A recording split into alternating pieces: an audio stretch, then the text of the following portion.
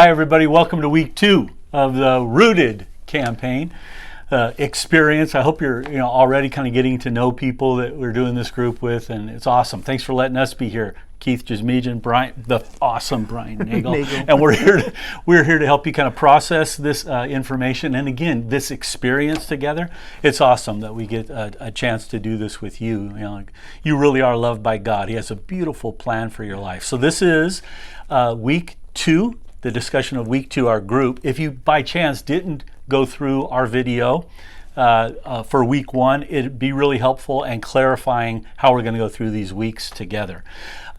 Just a reminder, because we signed that covenant together, I want to just encourage you, in case you miss a day or you miss a group even because something happens, don't worry about that. Let's do this together all the way through. If we miss something, we'll leave a little time at the end. It'll be right after Thanksgiving that we can catch up and do these things together. So this is week 2, and the idea is, who is God? And I had a wonderful experience kind of getting to know the Lord, if I can say it that way, getting to know who God is. And it really helped me a lot because I grew up in a family where the idea of who God is was really formed around what we thought or what I thought He was.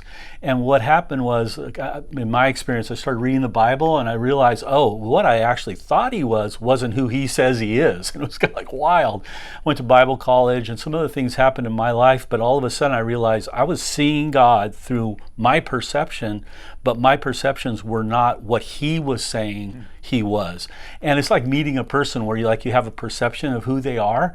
And a lot of times when you get to know them, you realize, my perception was off. That's not true at all. As a matter of fact, the more you get to know somebody, the more you're intrigued by the fact that they really are the way that they are because of what they've gone through or what's taken place. And one of the really dynamic and magical, if I can say mysterious, great things about getting to know God is He is really a perpetual father and a good one, not a bad dad. He's a good dad, and He wants to have kids, lots of kids, and He thinks of you that way. So even if you're not close to Him, I want you to know He's close to you. He's a dad that's looking for his kids. And so just know that in your heart, and it's really good that we get a chance to get to know Him as He says He is, not how we think He is. And it's interesting too in our culture, isn't it, that we have a lot of information about what we think.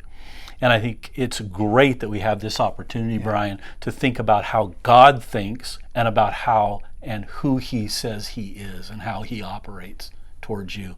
And so it's a big deal, and I'm glad we get to do this together. So who is God? Brian is both here to help us talk about the specifics for the group and what you can do and what you should be doing so we can kind of stay on track together. Thank you so much. You're awesome. And we get to do this together, and he'll do that for us. But also he's available if you have specific questions, if you're leading the group and maybe there's a little confusion. We will need grace to get through this together. Please have that in your heart. Let's do it together. And there is some responsibility, some onus on your part to go through the book. And if there's something you don't understand, go back and take a little bit of time with it. That's part of what they call the rhythms of Rooted. And so I want to encourage you to do that. Brian, tell us about what we can expect this week. Okay, good. So this week, like Pastor Keith said, I really hope you heard in the daily devotions how mysterious God is and how He actually is, and not by your own perceptions, right? Yeah. So now that you're there in your group, you would have studied all the material. Want you to do some group discussions together. All right, so the first thing I want you to do, and remember, when we're done, you can always pause the video and rewind if I speak in too fast or to get the questions, okay?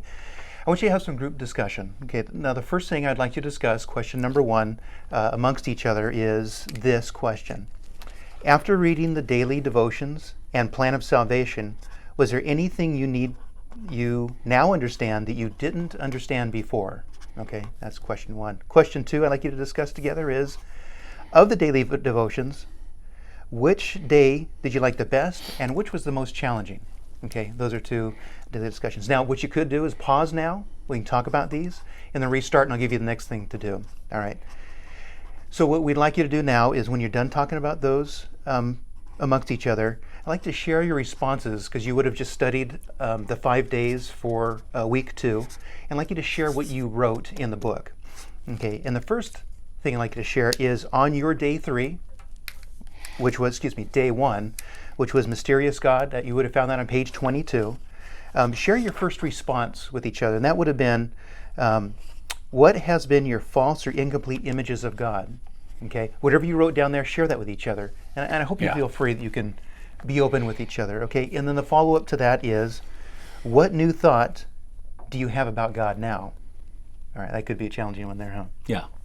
Okay.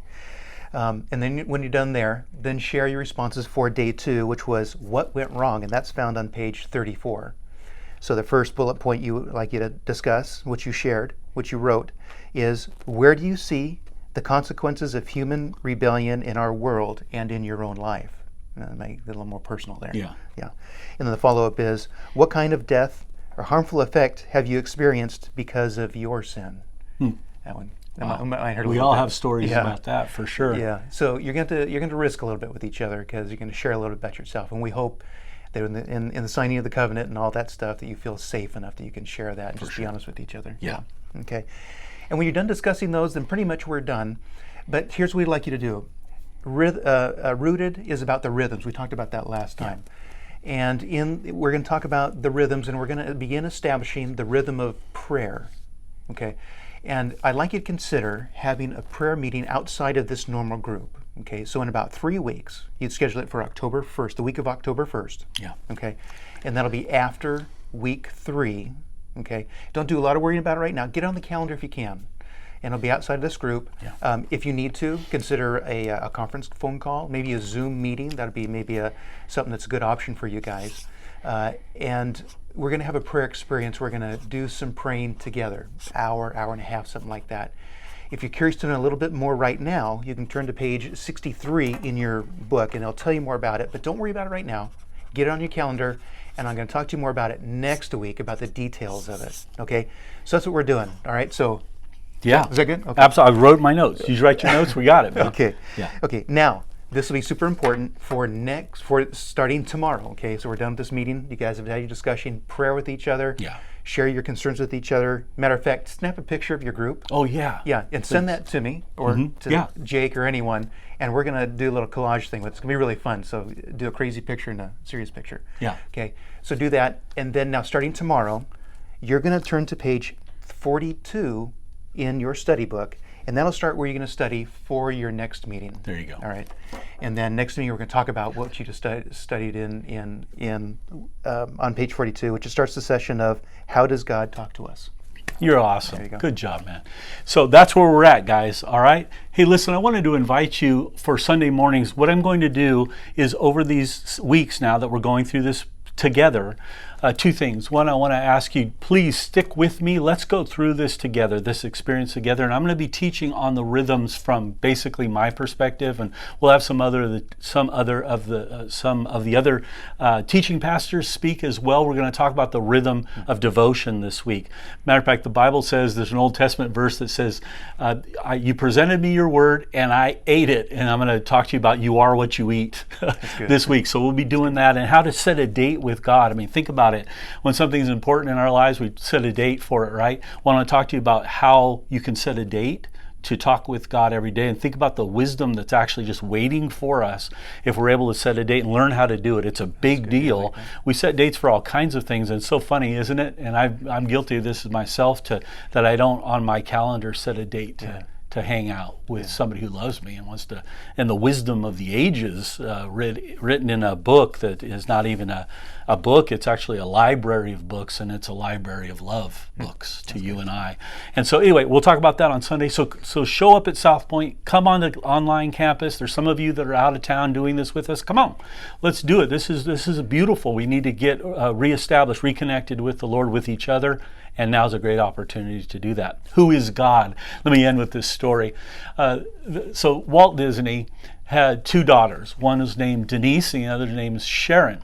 And when Disneyland was being created, basically when they were developing Disneyland, of course, it was a theme park, but of course we know it now as, worldwide, really entertainment place for all kinds of families in every culture, a lot of different cultures around the world. Well, Walt Disney was notorious for working hard, but also being home. And when he was home, he was home. He was left alone there at home.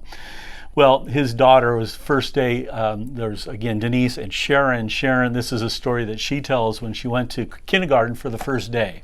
So they're in Anaheim. She attended school, first day of kindergarten, and at kindergarten they had everybody say their name. Who were they? Okay, so if you can imagine, Sharon gets up and she's in a kindergarten class and she said, "My name is Sharon Disney." And everybody, if you can imagine, went, "Oh, no way, Sharon Disney, that's amazing." And she didn't know what was going on. And so even the teacher was like, is your daddy named Walter? And she said, "Yeah, my daddy's named Walter." And everybody, "Oh, basically, wow, I can't believe this is her dad is Walt Disney, So she's pretty taken back. Well, Walt Disney tells this story. Walt is sitting at home reading the paper when Sharon comes home from school. She walks into the living room where Walt's reading his paper. She stomps in the living room and stands there and puts her hands on her hips and says, "Daddy?" He said, "Yes." She said, "You didn't tell me you were that Walt Disney." I love that story. Isn't that great? Awesome. Honestly, you guys, if we ever get in contact with who God really is, it's like, you never told me you were that God that could do that kind of when we pray, or when we're in pain, or when we're scared or whatever, and we reach out and we say, "God, help me." We do that. He's big. He's better than Walt Disney. he's there for you. The dynamic of who he is really is just amazing, and yet he wants us to call him Father, and wants us to be a part of his life, and more importantly, he's a part of our life, and we get along together. So listen, you guys have a fantastic group. Can't wait to connect next week. You guys take good care of each other. Let's continue to do this together. If we go through it together, we'll be super glad that we did. Okay, from Brian and I, have a great group.